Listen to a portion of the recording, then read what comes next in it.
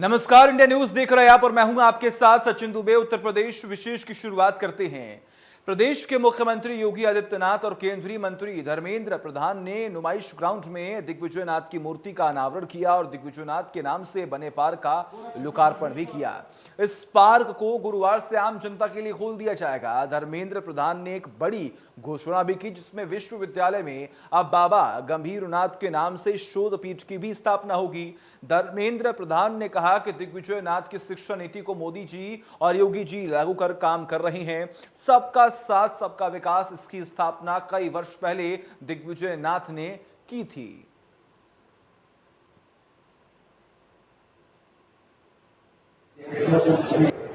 एक सुखद संयोग है। दूसरी एक ऐतिहासिक क्षण हम सभी के साथ है। आजादी का 75 साल पूरा हुआ है।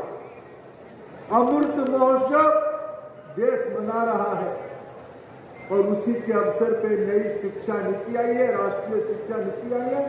और मैं आज यहाँ आया हूँ पूज्य महंत दिग्विजयनाथ जी की पुण्यतिथि पे स्मरण करने के लिए, श्रद्धांजलि देने के लिए। दोनों की जुड़ाव देखिए। साहित्य में इस तपोभूमि गोरखपुर में मैं धृष्टता नहीं करूंगा। परम आदरणीय यूपी सिंह जी उपस्थित है, हमारे देश के वरिष्ठ शिक्षा शास्त्री, दूरदृष्टा, युगदृष्टा। क्या ये साहित्य के शब्द है या ये कोई वास्तविक कल्पना है या कोई वास्तविकता है? जब मोदी जी के कैबिनेट में पेट्रोलियम और प्राकृतिक गैस विभाग के मंत्री बने तो पहले CSR योजना के माध्यम से हर गरीब को रसोई गैस के कनेक्शन उपलब्ध करवाने का कार्य, और मैं धन्यवाद दूंगा कि उन्होंने गोरखपुर से इसकी शुरुआत की थी और हम लोगों ने कैंप लगा करके गोरखपुर के लोगों को लगभग उस समय 1 लाख से अधिक कनेक्शन गोरखपुर की जनता को उपलब्ध हुए थे। और फिर बाद में प्रधानमंत्री उज्ज्वला योजना ने 2016 में तो देश में क्लीन एनर्जी के क्षेत्र में एक नई क्रांति पैदा की। आज प्रधानमंत्री उज्ज्वला योजना के दूसरे चरण का कार्य भी प्रारंभ हो चुका है। हर एक उस गरीब की ना जाति देखना है, ना क्षेत्र देखना है, ना उसका चेहरा देखना है, ना उसकी भाषा देखनी है।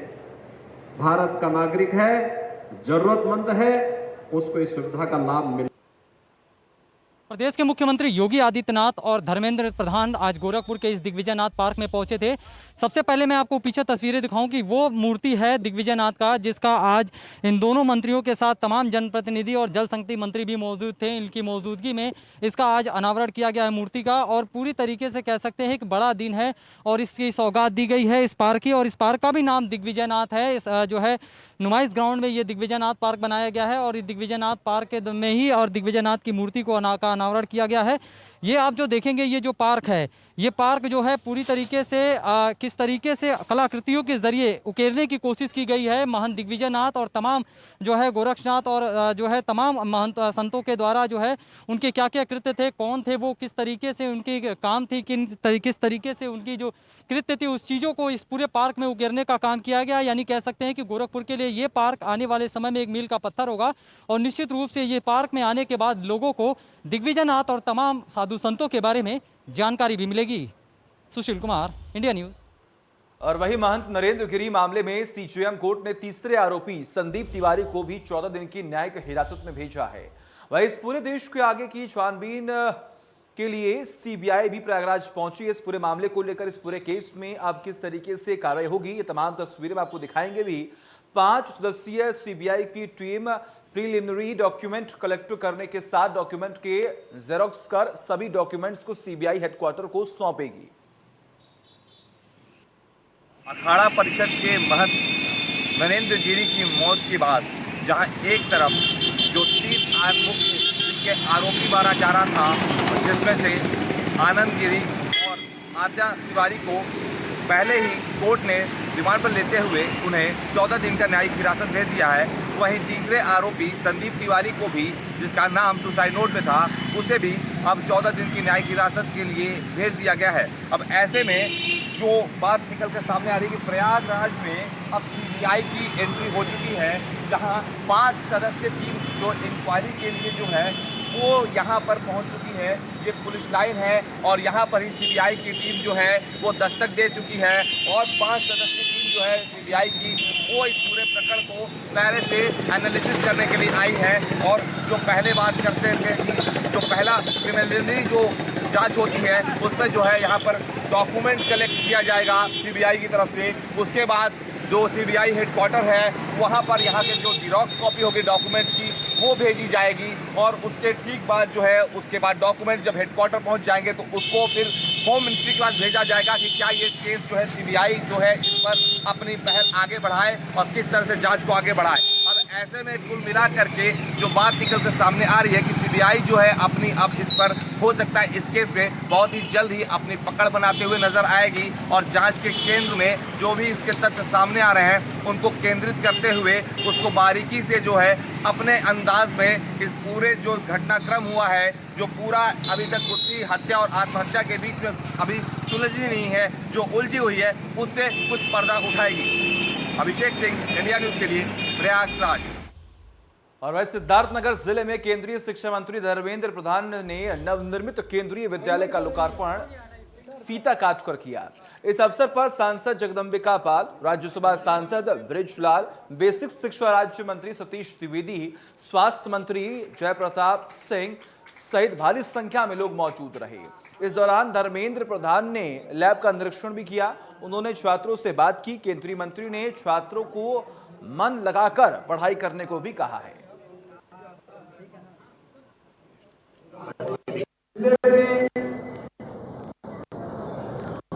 जो एक अस्थायी भवन में केंद्रीय विद्यालय चल रहा था, राज्य शासन की 5 एकड़ जमीन उपलब्धि के उपरांत 20 करोड़ रुपया खर्चा करके 1 से 12वीं तक आज तो एक सेक्शन खुली है, आज एक सेक्शन खुली है। आने वाले दिनों में 3 सेक्शन खुलने की कैपेसिटी के साथ। तो मंत्री ने विद्यालय परिसर का औचक निरीक्षण भी किया और आप देख पा रहे हैं किस तरीके से यहाँ पर पहुंचने के बाद उन्होंने विद्यार्थियों से भी बातचीत की है। उनसे भी कहा गया है कि आप सभी लोग मन लगाकर पढ़ें, आगे बढ़े, भविष्य आपका काफी ब्राइट है। और ऐसे में आप देख पा रहे हैं फीता काट कर लोकार्पण किया है। मंत्री ने विद्यालय परिसर का निरीक्षण भी किया, पूजा भी की है, आप देखिए। और विशेष तौर पर आपको एक और जानकारी दें कि जब वहां पर पहुंचे तो कहीं ना कहीं उनको जन समर्थन मिलता हुआ दिखाई दिया। सभी लोग मौके पर मौजूद थे, जोरदार उनका स्वागत किया गया। मंत्री ने विद्यालय परिसर का निरीक्षण भी किया, विद्यार्थियों से बातचीत भी की है।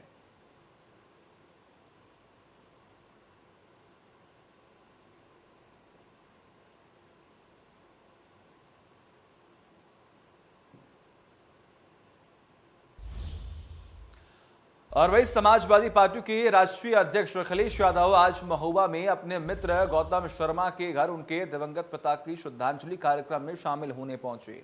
इस दौरान उन्होंने कहा कि गड्ढा मुक्ति के नाम पर हजारों करोड़ रुपए बर्बाद हो गए, लेकिन आज तक प्रदेश गड्ढा मुक्त नहीं हुआ। इस सरकार में आईपीएस भगोड़ा घोषित हुआ है। वहीं अखाड़ा परिषद के अध्यक्ष की संदिग्ध परिस्थितियों में मौत की हाईकोर्ट के सिटिंग जज से जांच कराने की मांग की गई है।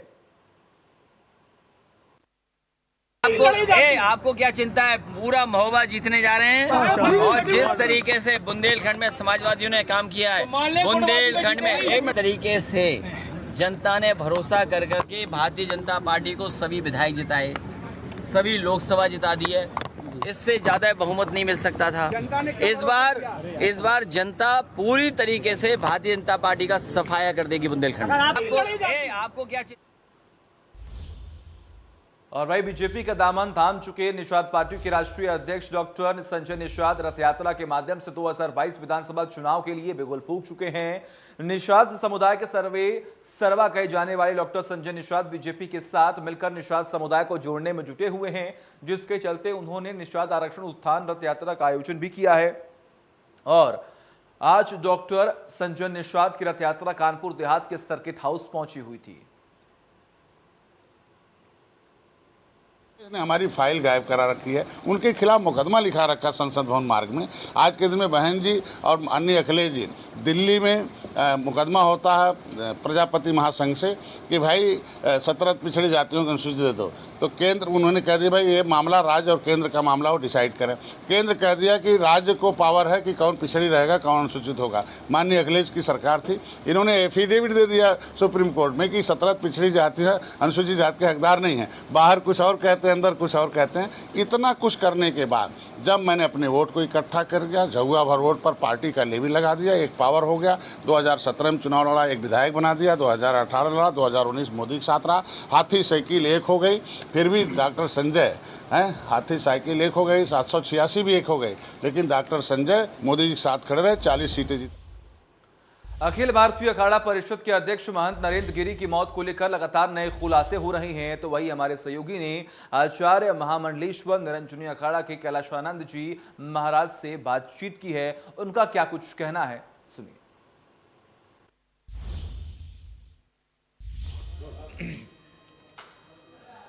महंत नरेंद्र गिरी की मौत के बाद तमाम तरह के सवाल उठ रहे हैं, तमाम तरह के विवाद खड़े हुए हैं। कहीं उनके लेटर को लेकर विवाद खड़ा हो रहा है, तो कहीं गद्दी का उत्तराधिकारी को लेकर सवाल उठ रहा है। इसमें पैसों की भी बात आ रही है, संपत्ति की भी बात आ रही है। आखिर ये क्या पूरा मामला है और इसमें क्या निर्णय होगा आगे। और निरंजनी अखाड़े के आचार्य महामंडलेश्वर आदरणीय कैलाशानंद जी महाराज हमारे साथ हैं, इनसे हम जानने की कोशिश करेंगे। महाराज, सबसे पहले तो ये कि जो महंत जी का निधन हुआ है, ब्रह्मलीन हुए हैं, उसके बाद से तमाम विवाद शुरू हो गए हैं। उनका पत्र कोई कह रहा है कि लिखना नहीं जानते थे, पढ़ना नहीं जानते थे, इसलिए वो पत्र नहीं लिख सकते हैं। तो क्या ऐसा क्या पूरा प्रकरण है इसमें? जिस प्रकार से उनकी मौत हुई है तो उससे हम सभी हताहत हैं। कल 13 के 13 अखाड़े परिषद के सभी पदाधिकारी आए। उनकी समाधि के भू समाधि के दौरान, उनकी यात्रा के दौरान, गंगा स्नान के समय वैष्णव, उदासीन, निर्मल, सन्यासी 13 के 13 अखाड़े के प्रतिनिधियों ने भाग लिया। मेरी कल लगभग सभी महात्माओं से बात हुई। आपने सबका बयान लिया, सबकी इंटरव्यू ली, या वो वैष्णव अखाड़े के हों, या वो उदासीन के हों, या वो संत निर्मल के हों, या वो सन्यासियों के अपने बयान हों। मुझे लगता है कि सबका एकमात्र आवाज़ था कि नरेंद्र गिरी जी महाराज सुसाइड नहीं कर सकते। महाराज जी, इंडिया न्यूज़ ने भी उस पत्र को अध्ययन किया, गहनता से उसकी छाँच की, तो 7 जगह सिग्नेचर ऐसे हैं जो एक दूसरे से मेल नहीं खाते हैं, और साथ ही 13 तारीख को काट के 20 तारीख किया गया। तो क्या पत्र पहले लिखा गया था, फिर उसको काट के बाद में इस तरीके किया गया? और हस्ताक्षर का भी 2 बातें हैं। महाराज ने 13 तारीख को यदि प्रयास किया सुसाइड करने का, तो व्यक्ति 13 और 20 बहुत अंतराल हो जाता है, बहुत अंतराल, 7 दिन का अंतराल है, सुसाइड नहीं करेगा कोई। महाराज जी, एक आखिरी सवाल। करोड़ों रुपए की बात हो रही है, किसी को 7 करोड़ का मकान, किसी को 5 करोड़ का मकान, किसी को 3 करोड़ का मकान, और अजय के लिए भी इस तरीके के जो उनके गनर थे, सिपाही थे, तो आनंद गिरी जी की तरफ भी इस तरीके से सवाल उठाए जा रहे हैं उनकी तरफ से। तो क्या किसी मठ या ट्रस्ट, इस तरीके के किसी महंत को ये अधिकार होता कि वो किसी को करोड़ों रुपए दे सके और उसका कोई ऑडिट या कोई जांच पड़ताल ना हो? नहीं, हमारे यहाँ बाइलाज है, आदि जगत गुरु शंकराचार्य भगवान के द्वारा या अखाड़ों की परंपरा में हमारा बाइलाज है कि सन्यासी अपने मठ का पैसा किसी गृहस्थ व्यक्ति को नहीं दे सकता है, घर को नहीं दे सकता, यहाँ तक कि अपने पूर्वाघर से वो संबंध भी नहीं रख सकता है। और उसी को लेकर के मैं उस बाइलाज को वापस बहुत थोड़े दिनों में आपके माध्यम से पूरी दुनिया में लाने जा रहा हूँ।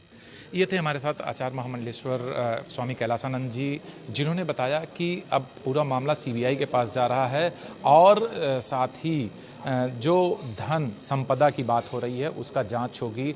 और बायलॉज होता है, किसी को कोई व्यक्तिगत तौर पे इस तरीके के नहीं दे सकता है पैसे। इन्होंने ये भी कहा कि उदार थे महंत नरेंद्र गिरी, दयालु थे, दानी थे, लेकिन इतनी बड़ी रकम या इतनी बड़ी संपत्ति वो किसी को नहीं दे सकते हैं। विवाद जो गद्दी को लेकर, उत्तराधिकारी को लेकर हो रहा है, उस पर भी पटाक्षेप करते हुए इन्होंने कहा कि जो है वो उन्हीं के अखाड़े के जो है सन्यासी हैं, तो अगर वो भी बैठेंगे तो कोई वो नहीं होगा, लेकिन जो भी निर्णय होगा अब वो जांच के बाद ही होगा। Sandeep Tiwari, India news, Prayagraj. और वहीं अलीगढ़ में आजाद समाज पार्टी के राष्ट्रीय अध्यक्ष चंद्रशेखर ने मीडिया से रूबरू होकर कहा कि उत्तर प्रदेश में कानून व्यवस्था ध्वस्त है। असुरक्षित कानून व्यवस्था को सुधारने के लिए आजाद समाज पार्टी धरातल पर काम करेगी। आजाद ने 14 सितंबर को प्रधानमंत्री नरेंद्र मोदी द्वारा उत्तर प्रदेश में बेटियां सुरक्षित होने के भाषण पर कहा, इसी प्रदेश के यही पड़ोस का जिला हाथरस है जहां की घटना से पूरा देश कलंकित हुआ था। प्रधानमंत्री वह कहते हैं जो उत्तर प्रदेश सरकार कहलवाना चाहती है।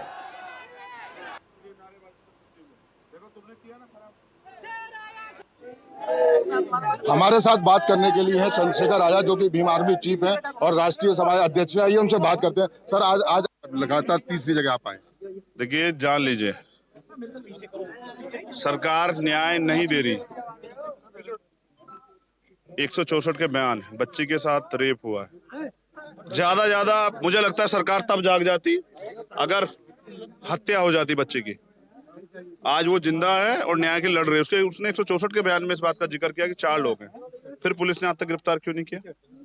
तो ये हाथरस से सीख ले लिए मुझे लगता है सरकार के लोगों ने, प्रशासन के लोगों ने और अपराधियों ने, कि मुख्यमंत्री जी बैठे तो हैं उन्हें बचाने के लिए, उनका कुछ होने वाला नहीं है। लेकिन उनको ये नहीं पता कि उन बहनों के भाई भी हैं मैदान में लड़ने के लिए। क्या तो प्रशासन पुलिस के लोग कार्रवाई करें, वरना पंचायत होगी। और अलीगढ़ में जिस तरह अलीगढ़ में घटनाएं बढ़ रही हैं, अपने लोगों की सुरक्षा के लिए अलीगढ़ में पंचायत होगी। पंचायत तब तक खत्म नहीं होगी जब तक अधिकारी जो है ना इस बात को नहीं समझेंगे कि हम भी इंसान हैं, हम जानवर नहीं, हम गाजर मूली नहीं, हम पशु पक्षी नहीं जिनके साथ अत्याचार होगा और वो बोल नहीं सकते। हमें बोलने की ताकत और अपने लिए लड़ने की ताकत, हम लोग लड़ेंगे। आज नगला रंजीता में जो थाना अकराबाद में पड़ता है, वहाँ की एक आज बेटी को अभी तक न्याय मिला। गुनहगार अभी तक जेल के पीछे नहीं आए, जो लोग की आज अलीगढ़ में धरना दिए बैठे हैं। क्या कहना चाहेंगे अध्यक्ष उनके? मैं वहां भी गया था और आप हालात देखिए कि पुलिस आरोपियों को पकड़ने की जगह परिवार के लोगों को परेशान कर रही है। इससे ये तो स्पष्ट हो जाता है कि पुलिस को अब तक 13 दिन हो चुके इस घटना को, पुलिस को नहीं पता लगा किसने की, तो कैसी व्यवस्था है? तो कुछ नहीं है। पुलिस जो है और परिवार को कह रही है कि आप बता दो कौन था तो हम मदद कर देंगे, ये है पुलिस। और अगर किसी गरीब ने कर दिया होता तो उसके मकान भी गिरा देते, ये न्याय होता है। उत्तर प्रदेश में जंगल राज है और बहुजन समाज के लोग इस जंगल राज को 2022 में खत्म कर। अगर न्याय नहीं मिल रहा तो भीम आर्मी का अगला स्टेप क्या रहेगा? पंचायत, अलीगढ़ में महापंचायत होगी। हम लोग बहुजन समाज के लोग अपनी ताकत दिखाएंगे, बताएंगे कि लोकतंत्र है, जनता जो चाहती है करना पड़ेगा। धन्यवाद। ये थे हमारे साथ में भीम आर्मी के चीफ चंद्रशेखर आजाद। और इसी के साथ उत्तर प्रदेश विशेष में बस इतना ही। देखते रहिए इंडिया न्यूज। नमस्कार।